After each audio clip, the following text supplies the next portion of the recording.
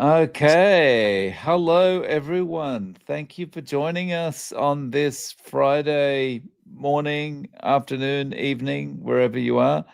Um, please say hello and let us know where you're coming in from. Coach Stephen, how you doing? I'm very well, considering I'm not sleeping at night because I'm looking after my little doggo, stopping him from chewing at his wound. But it's Oh, so worth it because he's such a lovely, adorable animal. He really is. and he's feeling better, or he's getting Oh better? yes, he's getting better. Someone I think I might have been on your live last week said, Mm. "Are you giving him any stem enhance?" And that is now the only thing he's having, a bit of stem enhance. Well, he's eating his food, which is Mm. always a good sign. Getting excited, going for walks.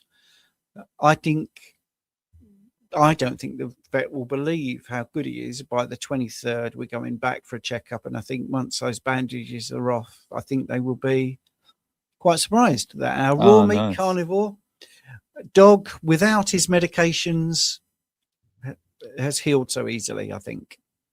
Oh, that's He, awesome. yeah, he's brilliant. I'm shattered. You know what? Actually, I've just realized I couldn't have done this if I was a carber. If I was a carber, if I was in my old days when I used to eat a lot of carbs, I would always have to have something in the morning. I Right. don't think I could have done these just staying up at night and functioned in the morning. I've been to the gym already. I mean, I was off to the gym and I've done 2 consults, and here I am now doing this. Wow. Yeah. Yeah, it's that's the thing Mm. is when you look at what you can actually do now and what you can Yes. tolerate, even though it's hard, you Hmm. kind of think back to before and think, there's no way I would have tolerated this before. Yeah. I would have been in a bad mood. I would have been kicking things or something, Yes. Yeah. I would have been Yep. searching for more food. Yes. Yeah, I think it's definitely changes your behavior, but just changes everything. We're just more placid, and Mm, mm, you mm. and we use our fat for fuel because you can Yeah. definitely fat adapt. As I spoke Mm. to a guy called Duncan Smart yesterday. I've done an interview with him, which I think you should. His story is incredibly motivating. He was 252 pounds and he's lost about 70 pounds worth of weight, and he's in his 50s. Fantastic, interesting person. And Mm. he's always being told, well, you need carbohydrates, you need this, and yeah, he's fit as a flea, and he's an endurance athlete, and it's amazing what you can do when you're fueled right. Yeah. Yeah. And, this is just it's just more and more evidence that this is the Mm. way we should be eating. Yeah. Yeah. Um, yeah, so, yeah, I should, just mention, Nuria says, "So good to hear that Rupert is doing good. Love for him." Yeah. I'm gonna Yes. sneeze. Oh, I Um, thought you were getting a bit tearful. no. Oh, it's so good now. I'm so pleased. Um, so anyone that has any questions or anything you'd like us to discuss, please put a Q in front of it and we'll get to those things. Mm. Um, so Rupert is on a carnivore diet. Yep, raw meat carnivore. He's rather fantastic, Yeah. and it's just he is as fit as a butcher's dog. It's taken another dog to attack him for him to have to go to the vet. He's not had any illnesses for 6 years. He's not on any medications. I mean, the heartbreaking thing is in the vets, all on the walls is all about obese dogs, obese cats, terrible teeth, and all that. The food that you can buy from there is just grains, and Mm, even the staff was saying, my dog's got thyroid issues, and you're just thinking, well, dogs shouldn't have thyroid issues. no, no, it's incredible, isn't it? Mm, That they can't see it. mm, It's just amazing, really. yeah. Um, Yeah, it's crazy that we've just accepted that dogs get type 2 diabetes and have thyroid problems. Mhm. um, so you said something there that just made me think, he's fit as a butcher's dog. Yes. That saying is as old as. There's a reason that saying exists, right? Yes, absolutely. I Yeah. deliberately say it. Yeah. Yeah, because that's true. Mm. Yeah. So we've got some questions. We've got a question here from Gaza. Hi, mates. I eat a lot of French charcuterie. Don't know how to pronounce that. 100% pork, but there is additives like dextrose and other. Is that an issue? I may eat a lot of them. Well, normally I can't see the packaging, right? But normally, this is really general. Those sort of things are normally about 1% dextrose. So, is it an issue? Well, yes and no, because it's still going to be a million times better than a bowl of cereal or a bowl of pasta or a, a bready sort of concoction or potatoes. So yeah, it's normally about 1% of it. So Mm, but don't forget, you also get that beneficial bacteria from the fermentation of that. So it's a good thing. I'd eat it. Put it that way. I would absolutely, definitely eat it. But mm, you do have to look at, you would have to look at it from whatever supply you get, because obviously they're all different.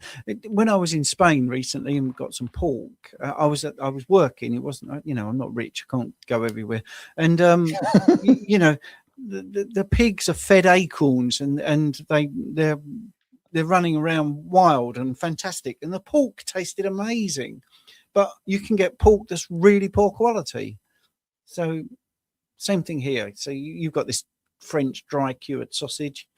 Well, sausage, that can be mm, full of additives. But in the main, if it's a good one, 1% dextrose, you should be all right. But yeah, if you didn't have the dextrose, they would still preserve it with something. I mean, I'm not adverse to things being with salt added or even nitrate. So yeah, but anyway, yeah, it's not bad. mm. Yomi is asking, how does anyone feel if one is histamine intolerant? Well, think of a runny nose. Think of being itchy. That can be some of the symptoms. You can have cramping, abdominal cramping. That is, you can have pain. You can be bloated. You can have gas. You can have nausea, acid reflux, heart Wow. palpitation. Oh yeah, dizziness. There's loads of things, but the main one is normally nasal congestion, runny nose, sneezing, asthma-like symptoms, difficulty breathing. That's the most common one. You can get hives, itchy skin, eczema flare-ups. Histamine, comes from its mast cell activation and is part of the inflammatory response. Anything that dies produces histamine, whether it's a plant or an animal. It isn't exclusive. The longer something's been dead, the higher the level of histamine. So it's Mm, really, really mm, simple. All these principles, and that's why something like 28-day aged beef can taste amazing, but people with histamine intolerance will have a problem. Yeah. So yeah. mm. Okay. Um, and just on the dog conversation we were having before, Nuria says, we're giving dogs the same metabolic diseases that we are creating for us because we're feeding them crap. Yep. Yeah. Yeah. It's, and we think of it as, the same thing we do with kids. It's Mm, love, we're rewarding them, we're giving them something special, and before you know it, we're giving them injections of yes. insulin. Yeah. Well, you see, this is the big thing that I'm always saying about is when I used to do face-to-face things before the restrictions. I used to do groups of 10, 15 people, and they would invariably say, I can't give up my bread, I can't give up my potatoes, which, predictable. I used to have a whiteboard and that was already covered. I said, we knew you were going to say that. And one of the things I used to say was, who's got pets here? Most people have a pet. I'd say, would you go home and deliberately give your pet something that wasn't good for them? Mm. If you knew it was a poison or you knew it might eventually make them ill, and they're like, no, wouldn't do that. That would be really stupid. And I'd say, right, well, you've got to treat yourself as good as your pet. Mm. So Yeah. simple, isn't it? Yeah. Yeah. FX Trader is asking, how much fat per pound should we eat per day? Right. Well, it depends. A starting point, and I can't stress that enough, is you look at the weight you want to be, not the weight you are. Ideal weight. Don't want you to think that you should be underweight. And then you just do 1 gram per pound. So let's just make it nice and easy. If you want to weigh 140 pounds, then you should have 140 grams of fat and also 140 grams of protein. And that's it. I wish I'd said 150. Let's say 150, just to make the sums really easy. Because if you want to work out how much protein is in, say, a steak, you can approximately say 25% of a steak uncooked is going to be protein, 25%. So if you needed 150 grams of protein and fat, then your steak should weigh 4 times that. So that's 600 grams. So that's one thing. Richard Smith, who I do a co-hosted thing on Sunday with at 7 p.m. from State Control Britain, he likes people to do it as a fifth because that takes the variation. It's some meats, some cuts don't have exactly 25% of protein. Some have like 20%. So he says 5 times. So 5 times 150 would be what's that? That's 750 grams of steak will give you the amount of protein you need. Nice. We've got a super chat here from John Devon. Thank you very much for that. Hi, a friend of mine is having a hard time staying on carnivore. He wants to try lower carb approach, 75 grams with OMAD. This means he'll have to combine fats and carbs. Is the Randall cycle something to consider health-wise here?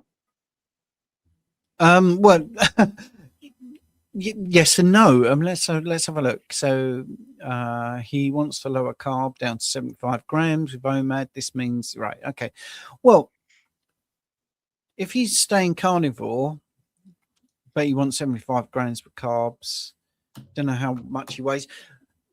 It depends how his body is partitioning the nutrient supply, because the Randall cycle really only becomes a problem when you have an overplus of nutrients.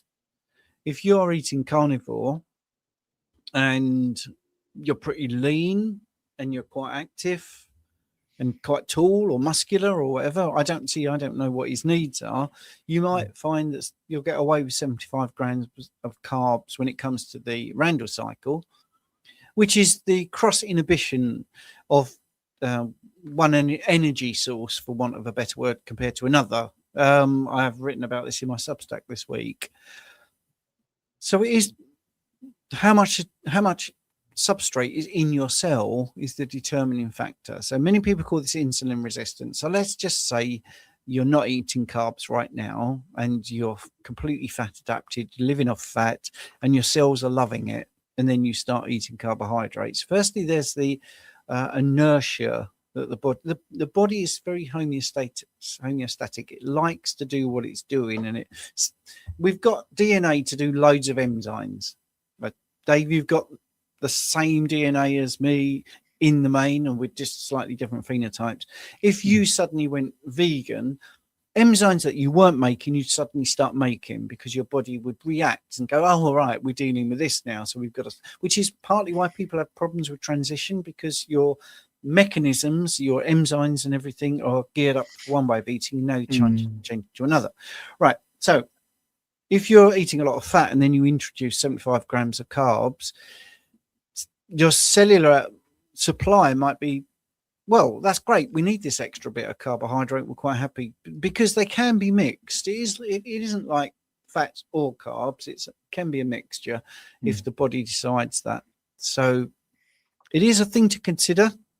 Definitely, if he's not feeling optimal with 75 grams of carbs, that would be one of the things I would look at, lowering the carbohydrate intake. I would be more worried about glycation at that level. 75 grams of carbs is, if you was to drop that into 5 liters of blood, if you were trying to translate 75 grams of carbs into milligrams per deciliter, that would be 1,500 milligrams per deciliter. So it is a lot of carbs. It's a lot of glycation. Therefore, you'll get a big insulin spike. But if he's got to do it, let's see how he gets on. It might work for him. And why OMAD? That would be the next question. Why has decided to do OMAD? I mean, if you are incorporating carbs, would it be more advantageous to perhaps spread them out over multiple meals, like so you're not hitting your body with a big insulin spike at once? Yeah, without being too facetious, you would be better to not just spread them out of the door and into the bin. But if you aren't going to include them, then probably better, because therefore you would be able to go through that substrate and then heat yourself. But then you get 2 insulin spikes. But if your body, but it's all context driven. We don't know enough about this person. If they're trying to gain some muscle, then actually having 2 meals a day will give you enough leucine, hopefully, to be able to elicit the response from mTOR and help you grow muscle. So there's no right answer to this at all. But yes, it is something to consider. It is one of these things that the individual really just has to test how they feel and what happens to their body when they do it. Yeah. I mean, it's a trial and error thing. Okay, so Scott is asking, how do you deal with doctors? You don't. That's how you deal with them. How do you deal with doctors that tell you your body is healing? Then they say, you need to find another doctor because I don't believe in what you're doing. I've lost 80 pounds since January. Wow. Yeah, you just don't go to them. Yes, I mean, it is frustrating because this is such a common thing. People go to the doctor and they've lost a lot of weight. They've been able to get off their type 2 diabetes medication or their blood pressure medication, or their energy is great, their skin's improved. And like this one here has lost 80 pounds. And then the doctor says, well, that diet's obviously going to kill you. There's no proof of that whatsoever in front of them. None at all. But it's what they say, because they're trained to say that carnivore is bad for you. And the sad thing is, a lot of the time you'll go in to see the doctor and they'll be like, you look amazing. Wow, you've been doing all the right things. Okay, awesome. Let's have a look at your numbers or whatever. You sit down and you tell them you're doing carnivore and it's like, get out of my office. Yes, exactly. Yeah. I had a guest tell me the other day, the nutritionist said, I can't work with you. If you're going to do this thing with meat, so there's no way I can work with you anymore. I'm sorry, you'll have to find someone else. It's terrible. Okie doke. So what do we got here? So from the Ann's Tube, thank you for the super chat. Hi, my 2 favorite guys. Great to finally catch you live. How to slow down detox, get sick without adding carbs, too addicted, need abstinence. So I don't really understand that question. Yeah, how to slow down detox, getting sick. Oh, okay. So is this like she's experiencing maybe some oxalate dumping, or because she's got rid of carbs completely, she's getting sick, but she doesn't want to add carbs back in. Gotcha. Because she's too addicted. Yeah. Well, firstly, don't add the carbs back in and deal with what you're dealing with. So what is the sickness? Like you say, it could be oxalate detoxing or dumping or whatever we want to call it. in which case you can have a bit of lemon in your drink, or you could have some black tea. That tends to help. So what you're doing is with tea, you're introducing a little bit of oxalate, which can slow it down. It's a bit too difficult. If you're too addicted, that is a different thing, because you're looking at things like your dopamine response. And I think you're going to put a question up about sleep. So they sort of go together. Many people think that dopamine is the reward or the pleasure center of your brain, which is really not what it is. It's more to do with pattern recognition. So when you got Pavlov's dog, for instance, which is the experiment where they would ring a bell and then they would bring food, and then they realized that when they rang the bell, the dogs would salivate before they've actually had the food. Well, that was the original thing. I think that was 1926, something like that. But anyway, with modern studies, what they've actually shown is the dopamine response is about the pattern, the prediction, the motivation that It's is like coming. the anticipation of it. Yeah, that's it. Yeah, that's the word I was looking for. And it is the drive to pursue that food. So if the food wasn't brought to them and they had to go and get it, the bell would make that dog, I've got to go and get something. So for us, it's like we've got to go and hunt. Right. What they found, and I think this is fascinating, is when the dogs actually eat the food, they don't get a dopamine hit. They actually get the dopamine release at the prediction part, at the motivation part. And if you control that part of it, the prediction, motivation, pursuit thing, and you have the food then right next to the dog won't eat it. This is what they're finding in tests. I think it's absolutely fascinating. Unless it's actually sort of given to them and fed to them, there is no signal to pursue. I think that's absolutely fascinating. So we're hardwired for those addictive things to happen, because that's what your learned behavior is. So the best thing is to replace that learned behavior with other behaviors. So have bacon already in your fridge, boiled eggs, have some sort of carnivore friendly mayonnaise, all of that sort of stuff is the thing to do. Be prepped and accept that you might be tempted to do stuff. So what you do is you make it as convenient as carbs were for you. Nice. Okay. Follow-up question from Scott. Is there anything you guys know that can help sleep? Yeah, absolutely. Stay up all night with your dog because you'll want to sleep. No. Well, light, everyone talks about light, but people don't talk about the mechanism. Light is really important, or the absence of light is really important. So I think most people know certain things, like they know, or melatonin, that helps you sleep.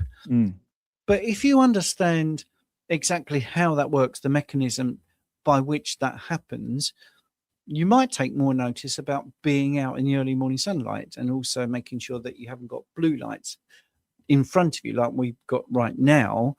If this was nighttime for me, this would be horrendous. So if you look at biology, you get plants. Plants know when to open up their flowers, and you get short day plants or short day flowering, and you get long day flowering, and that's all driven by light. We know that. So like the daisy is called the day's eye. It opens during the day, it follows where the sunlight is, and that's what a daisy does, and then it shuts. So we know in biology light is important, and many biological organisms, many animals, many plants work with light. Well, why would humans not be part of that system? And the thing is, we actually are. So our retina is obviously has the optic nerve, and it goes to a thing called the suprachiasmatic nucleus within the brain, which is in the hypothalamus area. And when the light goes in the morning, it sends a signal down the nerve, and that nerve is going to do an inhibition of the production of melatonin. So it's going to keep you awake, or it's going to stop you falling asleep, however you want to look at it. So light actually does that. This is known. It's a known process. So it goes through this SNC, this, like I say, suprachiasmatic nucleus. It goes to what's called the superior, it goes down the lateral grey column of your spine, and then it gets to the superior cervical ganglion, which is a thing that then sends epinephrine, norepinephrine up to the pineal gland. The pineal gland will take tryptophan, convert it to 5-HTP, then it will convert it to serotonin, and then it becomes melatonin, and it's a big feedback system. This goes back to the SNC, and it tells the body, it's light. Well, there's tiny amounts of melatonin when there's light, so it doesn't make you feel sleepy. Now, as soon as that's a known circuit, as soon as it's dark, instead of being in inhibition, it's excitatory. So that nervous signal goes through all that what I just said, gets to the pineal gland, and it says churn out lots of melatonin, so it makes you sleep. And why did I mention plants? Because if you've got a plant that has, over a 24-hour period, is expecting 16 hours of dark. And in the middle of they've studied this, and in the middle of the 16 hours, they turn on a light and ruin that darkness. It won't open the next day because you've disturbed this big chunk of dark. And that's what we're doing. We're getting, in the UK now, at 4 p.m. in the afternoon, it's quite dark. I've got all this gubbins on. So I'm not getting that long dark. Or if I go out, and this is the worst thing you can do, if I go out into the air and I go to the gym and I walk out to the car and, you're beginning to already see stars and stuff, and it's really nice. And then I get to the gym and it's all bright. Wow, I've broken that. Exactly like that plant. I've suddenly put light into my eye and boop, melatonin is stopped. Not only is it stopped, it's saying to my body, we don't know what's going on. We have no idea. So when we talk about light, it isn't all woo-woo and sort of, crystals and, howling at the moon. It's a biological clock that we definitely have. I think everyone now does realize circadian rhythms are a real thing, and this is all part of it. It's not primarily driven by cortisol. That's not true. It's more catecholamines. It's more epinephrine and norepinephrine, because it's a nervous signal that's happening, which is why I mentioned all the stuff about the spinal, the grey lateral column and all that. It's not a steroid hormone that's doing it. And it's every single day. So the best thing to help your sleep is to do the things that we say, is to try and get rid of all the blue lights, stop scrolling on your phone, which, going back to what we just said about the dopamine, the pay attention thing, stop scrolling on your phone and putting blue light to your face, and also exciting yourself, and try and actually make things a little bit more ancestrally appropriate. Calm down, lower the lights, get rid of the screens, don't trigger yourself, don't watch the news. All of that is going to be the best thing that you can possibly do. Yeah, that's a big one for me at the moment, is not watching the news or not watching anyone reacting to the news, because I'm just like, if I do that, I'm just like, I've got to watch more and more and more, and the stress levels go up.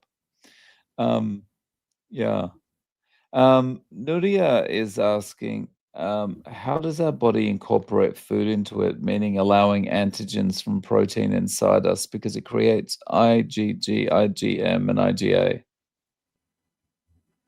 I don't really understand that question.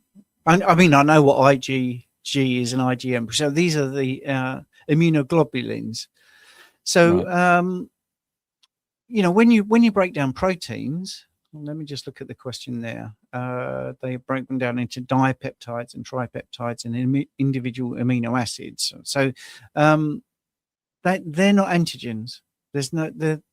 Essentially there's no antigenic potential in your proteins that you're eating. So I don't really understand that question. So when you're looking at things like immunoglobulins, obviously, if there's something that in your food that your body doesn't like, I think that's maybe what they're saying. Nuria, I think, is fantastic. She takes a lot of notes and she really asks some good questions. The gut doesn't really produce antibodies to food specifically, but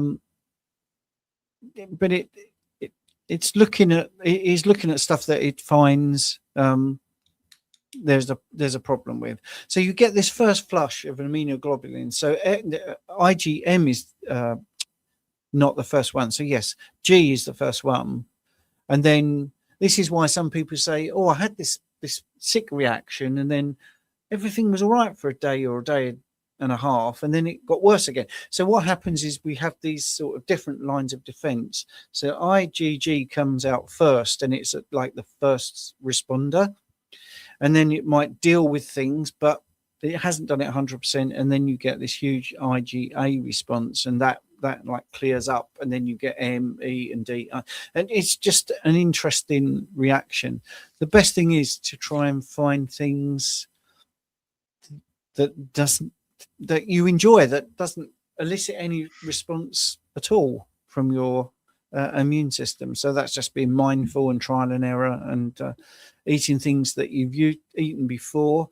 But obviously, if you try something new, I don't know, cod or something, and you get a response, it could be histamine or it could be, an immune response. I don't think I really fully understand what they're trying to ask me, but that's what I would say. Okay, thank you for your question, Nuria. Nancy would like to know, will I be able to get off of thyroid medication eventually? Well, I don't know your full system. I don't know what's actually happened, but yes, we see this a lot. We definitely see resolution of, well, I've been doing this 16 years.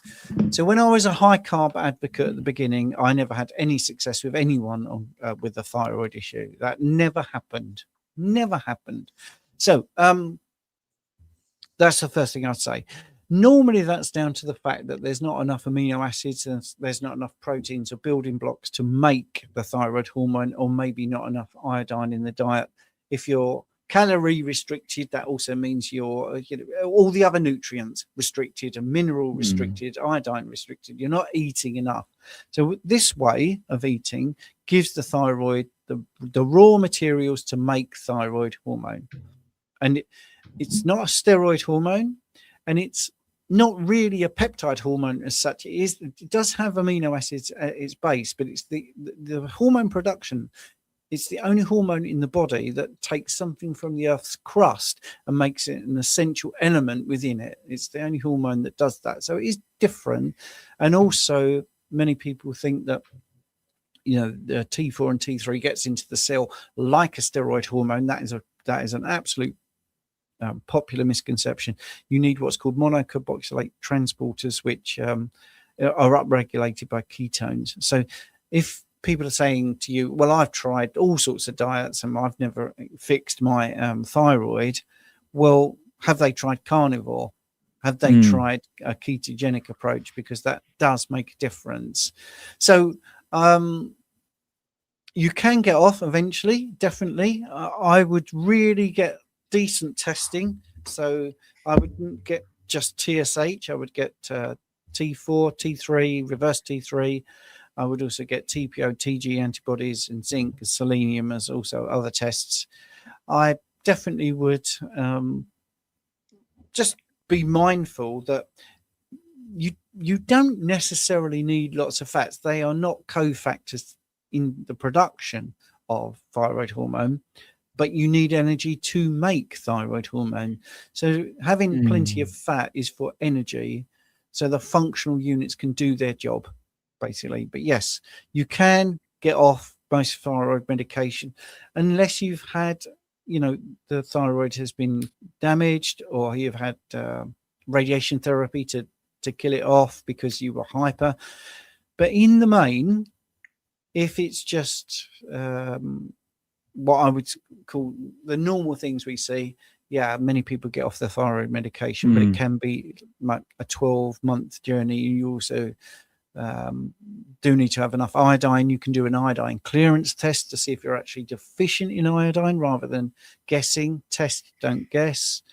That's always good. So that's basically you ingest a certain amount of iodine, and then your urine is measured over 24 hours.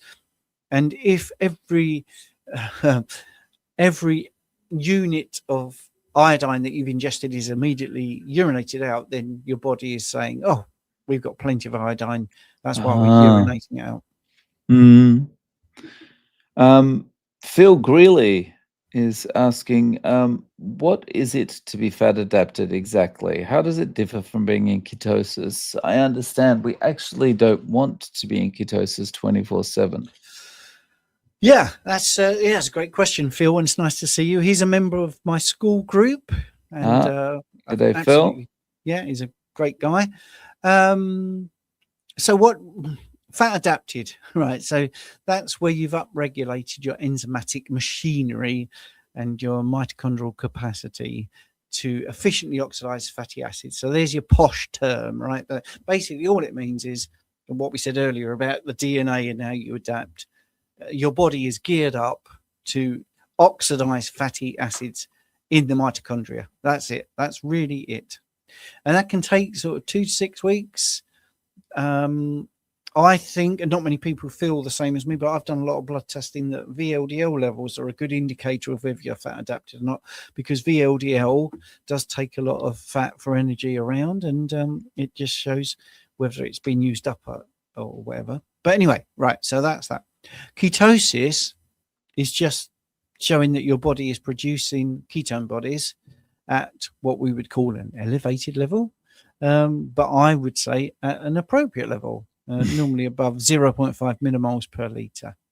Oh, and we've lost the host. He got so bored he's run off. I don't know. So hopefully we'll get him back in a minute. But anyway, I'll carry on. Normally you get ketosis when you're in a low insulin state, so that is appropriate, obviously, and your liver converts those fatty acids to ketones, and that can happen. You can get into ketosis within 48 hours of carb restriction if you're metabolically pretty healthy. What was the question? So the question was, what's the difference? So is that the difference? Is that what he asked? I can't find his actual question. Yeah, I think he just wants to know what's the actual difference. Yeah, that is the difference. Yeah. And he says he doesn't want to be in ketosis 24/7. He knows that. So yeah, that's good. Sorry about me jumping out there. Suddenly, StreamYard just went, no, sorry, you've been in here too long. That's it. Get out, buddy. Okay, Mr. Beaumont's got a question here. What's the difference between stem cell differentiation and autophagy, and how does this tie into carnivore? Oh, that's right. That's great. Let's do a really basic analogy. So autophagy is like you clean the house, and stem cell differentiation builds new furniture in the house. That's it. So what we're looking at is the stem cells, adult stem cells are released, and they can become anything pretty much.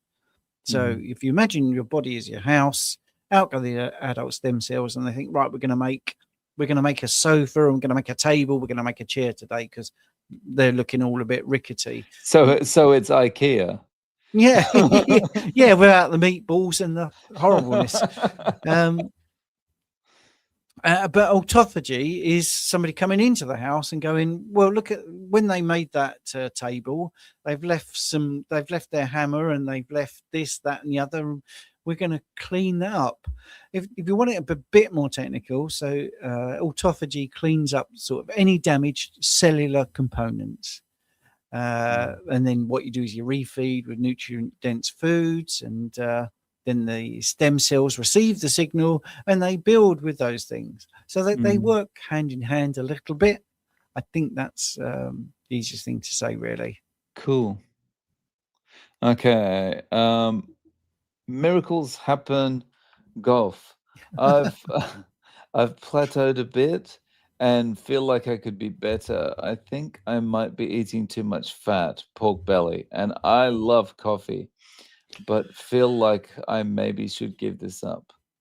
Yeah, miracles happen in golf. My handicap is my clubs. But anyway, right. Yes. Well, if you've plateaued, yes, it could be that you're eating too much fat. You see, people say you can't get fat on carnivore, but you can. You can get fat on any way of eating, to be honest, because your body is pretty smart, and it's not going to waste energy if you put nutrients in. It's not just going to go, well, we don't want these today. It's a survival mechanism. It's just very difficult on this way of eating to gain weight because our satiety signals normally hit sooner, and everything's very nutrient dense, and protein takes a lot more energy to process, but it's in your system longer, and fat is very slow release compared to, say, carbohydrates. So you plateaued a bit. So yes, if you've plateaued a bit, coffee can be a problem.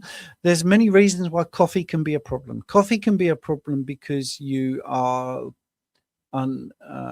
unabashedly putting lots of cream in there, and if you're having 6 cups, it could be that you are consuming too much dairy related fat because you've got odd chain fatty acids in there, and when the body does its beta oxidation, it breaks down the fatty acids, it does it in 2 carbon fragments, and you can't have a 1 carbon fragment, so you end up with a 3 carbon fragment at the end of an odd chain fatty acid, which is in dairy, and that the body loves to take to the liver and make glucose out of that. So that's one of the mechanisms why dairy can be a problem. Another one is the case of morphines. It's quite addictive and all that sort of stuff. So you overeat it.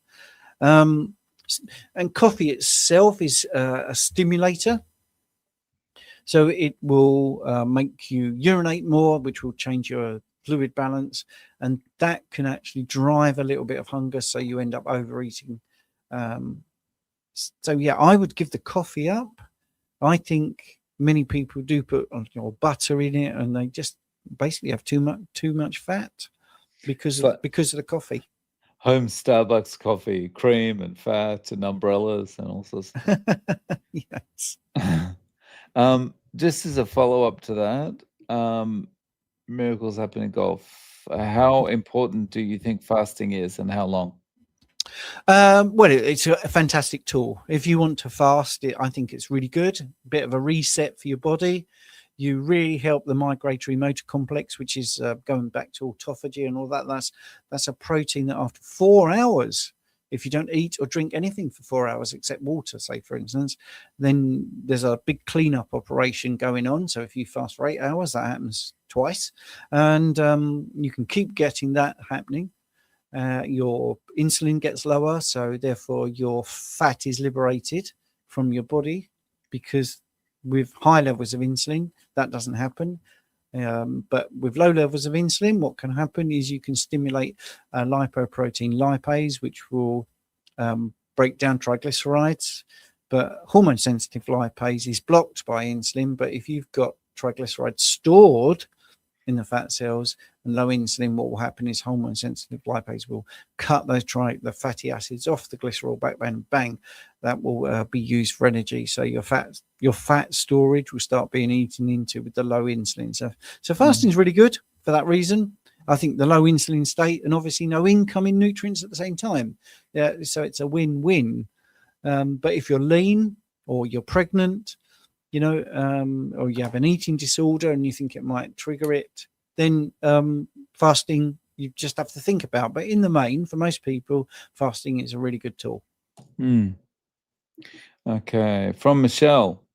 How can I help my body heal a 1.4 centimeter carcinoid lung tumor? I was 100% carnivore, but this diagnosis has knocked me back and I'm struggling. Thanks, guys. Yeah, well, again, don't know your history, but obviously carnivore doesn't make you it doesn't make you bulletproof. A lot of people seem to think that you are bulletproof with this way of eating. And it isn't just about not having sugar to stopping sugar, because cancer lives off sugar, because it also lives off glutamate. So you've got to block that as well. Many people use drugs like DOMS, and that stops that process. But you can the cancer is a long time in the making. Just because you've got it now after being carnivore, that could have been in your system for years leading up to it. So I don't know how long you've been carnivore, and what the situation is that's made that start. So you could look at what we were talking about earlier, actually, fasting is a really good thing because the autophagy that helps to clean up damaged cells and any pre-cancerous cells, that things that are growing that could actually be cleaned out by autophagy. You could look at like OMAD, that could possibly help you. I think that's one of the things that could help get the glucose under control. That's still a good thing to do.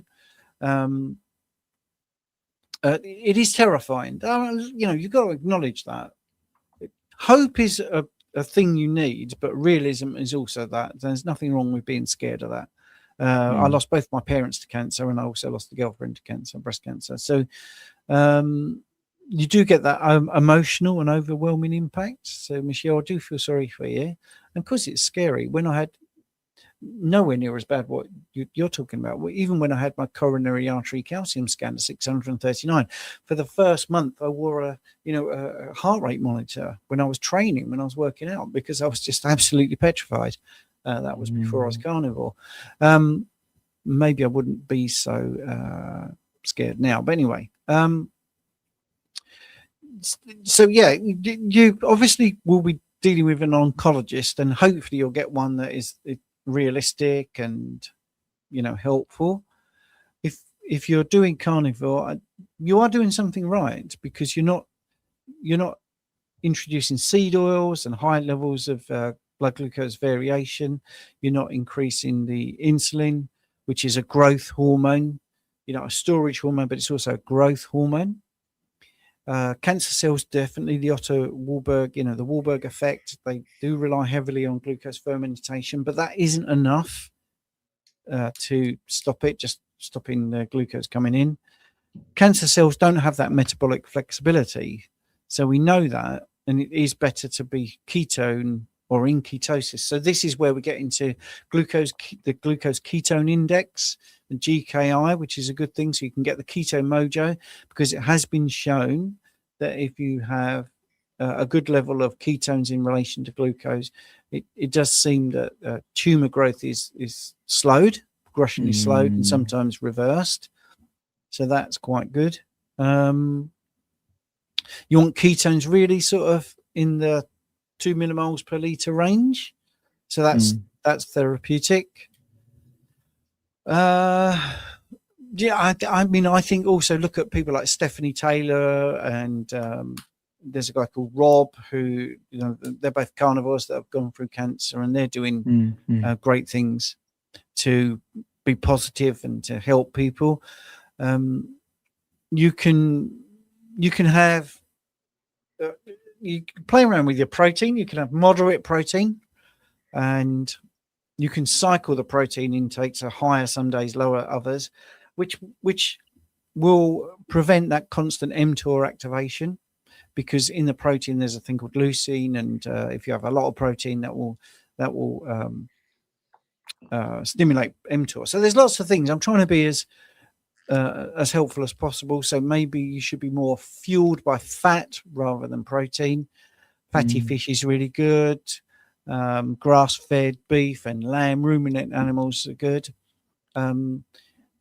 Depending on where you get your pork from, you could cut down pork, because most pork in Britain is quite high in omega-6, which is pro-inflammatory. Well, there's a lot of nuance to this.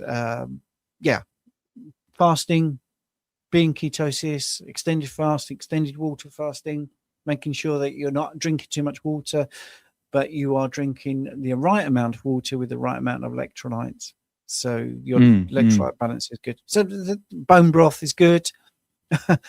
Fish, everything really you can do to help yourself. Sleeping, that helps your immune cells to activate, and your melatonin production, of course, because melatonin, as we just talked about, one of the things it has is anti-cancer properties, which has been shown in a few studies. And when you're sleeping, autophagy is a little bit ramped up. So there's a lot to it. There is a lot.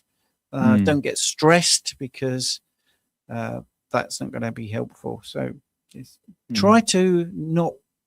It's very easy for me to say, but try to be positive and give yourself a bit of hope, rather than all doom and gloom, which the mainstream legacy sort of hospitals and doctors tend to be like. Right. Thank you for your question, Michelle. Skag Wayne B. Carnivore for 720 days, down to 133 pounds. Eggs in the morning, hamburgers and butter for other 2 meals, cheese as a condiment. What would cause consistent diarrhea? Love both your channels. Oh, thank you very much. Kind of 720 days, well done. And down to 133. I wonder from where, because that would be interesting. Eggs in the morning, hamburgers and butter for the other 2 meals, cheese as a condiment. What would cause consistent diarrhea? It could be too much fat. Even after 720 days, your production of bile might not be up to speed. So you could be finding that you've got a malabsorption problem there, which cause you constant diarrhea. You're eating 3 times a day. That possibly is okay, I think, actually. Again, it could be electrolyte balance. It could be too much fluid, drinking too much water without the right amount of electrolytes. So if your urine is clear, you're drinking too much, and that can cause diarrhea. So I would make sure that my urine is straw colored. So there's not so much fluid, because obviously the more fluid there is, the more likelihood there is of diarrhea, because diarrhea is fluidy stools. So yeah, I'd have a look at the butter intake. Maybe the butter is not good for you, and maybe change the butter to tallow. That might do it. Cheese, you could up the cheese, because cheese has an effect of plugging you up. Many people actually complain of constipation, and it's normally taking cheese out of their diet that unplugs them. So yeah, that's what I would do. Yeah. And could coffee be a consideration here if he's drinking coffee? Yeah, absolutely. Yeah. Coffee excites your system, and it, the motility of your small intestine and your colon will be sped up. So therefore, there's less time to reabsorb water and fluids, and therefore you get diarrhea. Okay. We've got only a little while until we've been on for an hour, so I'm just going to choose some random questions here. Yeah. Okay.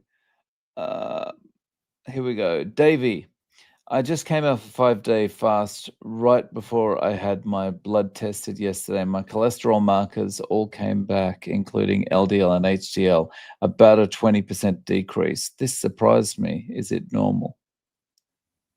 Well, yes. If a 5-day, right?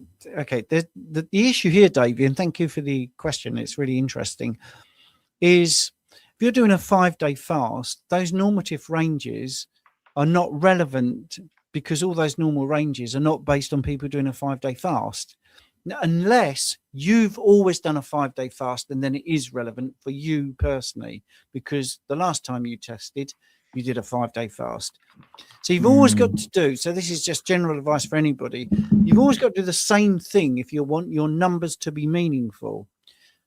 Just, if one day you do your bloods and you've had an 8-hour fast, and the next time you do a 12-hour fast, it's a different situation. So you can't say, oh, look at this right now. So let's firstly assume that you've done a 5-day fast every single time you've had a test, and you've seen a 20% decrease. Then what you're getting, what's called a phenotypical response. You're getting an epigenetic, the genes that are encoded for your levels of HDL and LDL. Don't forget, these are lipoproteins. So your DNA is deciding the level. If they've both come down by 20%, you've got a proportional decrease. And yeah, that would not surprise me, because that happens as we adapt, how we get more sensitive to the energy supply. So a low density lipoprotein will be delivering anything fat based, so fat soluble vitamins, but mainly triglycerides and obviously cholesterol. So if you become more and more adapted to this way of eating, then your delivery of those things is more sensitized, and therefore you will see a decrease. Don't forget, whatever's in the blood is not what's showing you what's in the tissue. So if you've got an upregulation of receptors, so it's a bit like if I was delivering through every single door in my road a newspaper, just say for instance, because everybody wanted a newspaper like that. And at first I didn't know what paper, some people read the Sun, some people news of the world, take forever. And if you looked at my timing and the amount of stuff I need, because I don't know how many people want the Sun, so I'd have a lot of supplies. Mhm. Oh boy, yeah. And at the end of it, you could measure what it is. Loads of the Daily Telegraph left and loads of the Times left. After about a month, I would know what everybody wants. So I'd travel light. If I've got 100 people to deliver to and they want 20 of them want the Times, I wouldn't have 30 editions of the Times. I'd have 20. But not only that, I'd be really quick. I'd get rid of them really quick. So I wouldn't even, there'd be lots of times where you wouldn't even be able to measure me because my half-life would be quicker. So we've got to look at the fact that your adaptations are happening. Now, if it's a 20% decrease and you didn't do a 5-day fast, there's your answer. It could be the fact that you are so using up so much fat because the last time you was only 8 hours fasted or 12 hours fasted. There's still a lot of chylomicrons floating around. There's still a lot of fat from the food that you've eaten floating around. So it's going to be higher. And all of a sudden, 5 days fasting, well, it's all going to be utilized. It's all going to be used up. So you get a decrease because the body is pretty smart. So, yeah, I'd need a bit more context. Sorry, very long answer. I know there's a lot of questions. So sorry about the long answer. Thank you very much, Davey. Okay, so because we're close to the end of the hour, what I'll do is I'll cut out the questions that we didn't get to today, and I'll bring them into our next session next week. Right. Yeah, I just like to say to everyone, thank you so much for coming in and putting all your questions in and your chats and joining us for this morning, afternoon, evening, wherever you happen to be. Can I say something? Sure. Well, next Friday is Boxing Day here in the UK. Are you happy to do that? I'm happy to do that. Are you asking me? Yeah. Yeah. Boxing Day is not a thing in Japan. It's just a working day. So. Okay. Yeah. Yeah. I mean, I'm happy to do it. If you're happy to do it. That was really funny. You did your Robert De Niro impression there. Are you talking to me? Are you talking to me? Well, I don't see anybody else in the room, Dave. Yeah. Sorry. I thought you were maybe asking for the chat. Yeah. I'm more than happy let's to ask do the it next chat. week. Do people want to turn up on the 26th of Yeah. December? Will you come in on the 26th? Do you want us to go live on the 26th? Put a yes, a Y or an N in the chat. Let's have a look. I'm interested. Wow, you had a lot of chat, didn't you? Stevens, how is my dog doing? Definitely on the mend. Interesting. In one of the lives, someone asked me, is he on Stem Enhance? And yes, I talked to Bart, and he's quite happy for Rupert to be using Stem Enhance. So yeah, that's good. So it looks like it's 100% yes. Yes, says the Anne's tube. Kemi, yes. Michelle, yes. Bill is yes. Okay. What's Boxing Day? What's Boxing Day, says Kemi. I think it's something to do with the fact that presents, and I could be completely wrong here. This is real speculation, but it's not bloods and it's not health. So I can be wrong here and it doesn't matter. But I think it's because there was all these presents and stuff and they all came in boxes. Then the next day you would get rid of all your boxes and that would be Boxing Day, I think. I always thought it was something to do with Mike Tyson. But I never knew that actually. Yeah. Wow. So it's actually just about the boxes the presents were in. Shall I leave you with a joke then, by the way? Oh, go on then. Okay, right. I just want to down for a joke. Yeah, right. So I'm in state-controlled Britain, and I realised the other day that we used to have empires, and that was run by emperors, and then we had kingdoms, Right. and they are run by kings. Right. Now we have countries, and they're run by anyway. So right. Okay. Well, we'll see you all on Friday the 26th. Cheers, guys.